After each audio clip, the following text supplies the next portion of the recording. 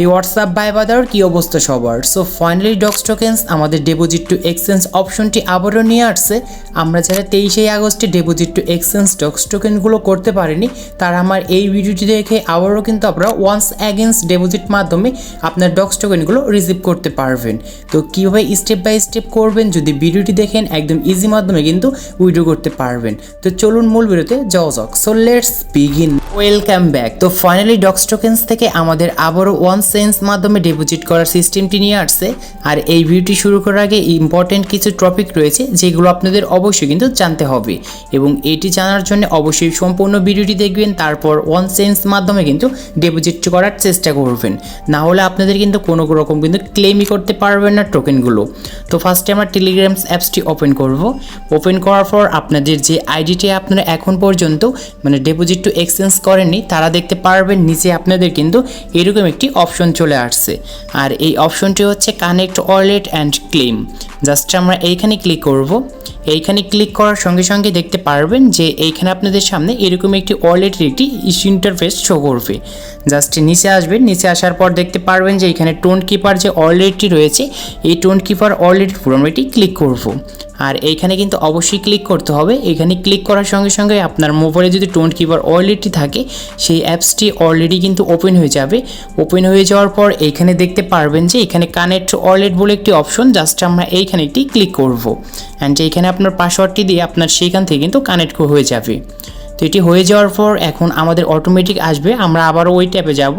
ট্যাবে যাওয়ার পর এখন দেখতে পারবেন যে আমাদের যে উপরে যে সেই ওয়ালেটটি ছিল কানেক্ট, সেখানে আমাদের ওয়ালেটটি কিন্তু কানেক্ট হয়ে গিয়েছে। আশা করি একটি স্টেপ আমরা পার করতে পেরেছি। এখন হচ্ছে দ্বিতীয় নাম্বার স্টেপ। যে দেখতে পারবেন ওই ওয়ালেটটি কানেক্ট করার সঙ্গে সঙ্গে আমাদের কিন্তু আবারও কিন্তু ক্লেম ওয়ান সেন্স নামে যে এই সিস্টেমটি চাবে। জাস্ট এইখানে আমরা একটি ক্লিক করব।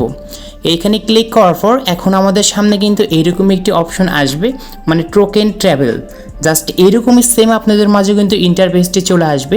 যেহেতু আমাদের বাংলাদেশে OKX এই ওয়ালেটটি সাপোর্ট না, সেই জন্য আমাদের কিন্তু এইখানে কিন্তু এটার কোনো কিন্তু কাজ নেই।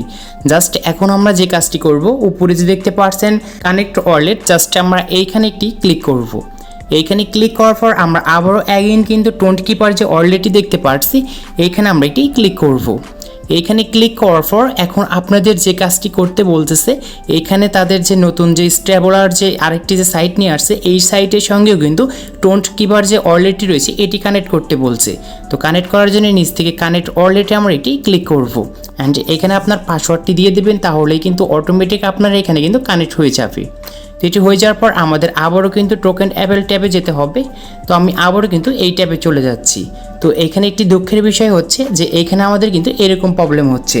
আর এইরকম প্রবলেম হওয়ার কারণটি কি, এই রিজনটি এখন আপনাদেরকে আমি ধরে দেখাচ্ছি। তো এইখানে কী লেখা রয়েছে এটি আগে আপনি দেখুন। এখানে দেখতে পাচ্ছেন no available claim, you don't have any project token, explore more on the community vote.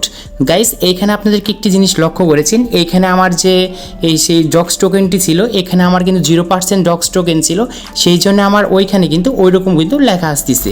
So আর আমাদের যাদের ডক্স টোকেনগুলো থাকবে, আমরা যারা এখন পর্যন্ত ডিপোজিট টু এক্সচেঞ্জ 23 তারিখে করিনি তাদের কিন্তু অবশ্যই কিন্তু সেই ডক্স টোকেনগুলো থেকে যাবে। তারা কিন্তু চাইলে কিন্তু ওয়ান সেন্স মাধ্যমে ডিপোজিট করতে পারবেন। তো আমাদের যদি এই ডক্স টোকেনটি থাকে তাহলে আমাদের কিন্তু এরকম সাইট কিন্তু আর কখনোই ওপেন হবে না। জাস্ট এই সাইটের পরিবর্তে আমাদের কিন্তু এরকম একটি সাইট কিন্তু ওপেন হবে। এবং এইখানে দেখতে পারবেন যে আপনার অ্যাভেলেবেল টু ক্লেম অপশন রয়েছে, আপনার সেই ডক্স টোকেন থেকে কত টোকেন রয়েছে এইখানে শো করবে।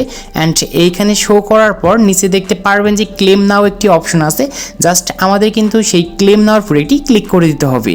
ক্লেম নাতে ক্লিক করার পর আমাদের সেই আবারও কিন্তু টোন কিপার যে ওয়ালেট অ্যাপটি রয়েছে সেই অ্যাপসটি ওপেন হবে এবং অ্যাপসটি ওপেন হওয়ার পর এখানে আপনাদের কিন্তু কনফার্ম অ্যাকশন কিন্তু সেই বারটি কিন্তু শো করবে। আর এইখানে হচ্ছে মূল কথা যে এখানে আমাদের গ্যাস ফি দিতে হবে টোন কিপার ওয়ালেটটি নেওয়ার জন্য। এখানে দেখতে পাচ্ছেন আপনাদের গ্যাস ফিটা কত দিতে হচ্ছে।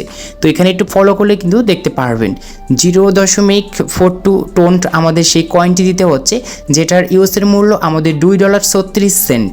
মানে এইখানে আমাদের কিন্তু এই গ্যাস ফিটা কিন্তু অবশ্যই দিতে হবে, এটা মাস্ট বি। তারপরে এখানে আপনার নিচে আরেকটু হলো কিন্তু দেখতে পারবেন যে এখানে রিসিপ্ট লেখা রয়েছে যে আপনার সেই ডক্স টোকেনটি কত টোকেন আপনি রিসিভ করতে চেয়েছেন, এইখানে কিন্তু সেই টোকেনটি দেখা যাবে।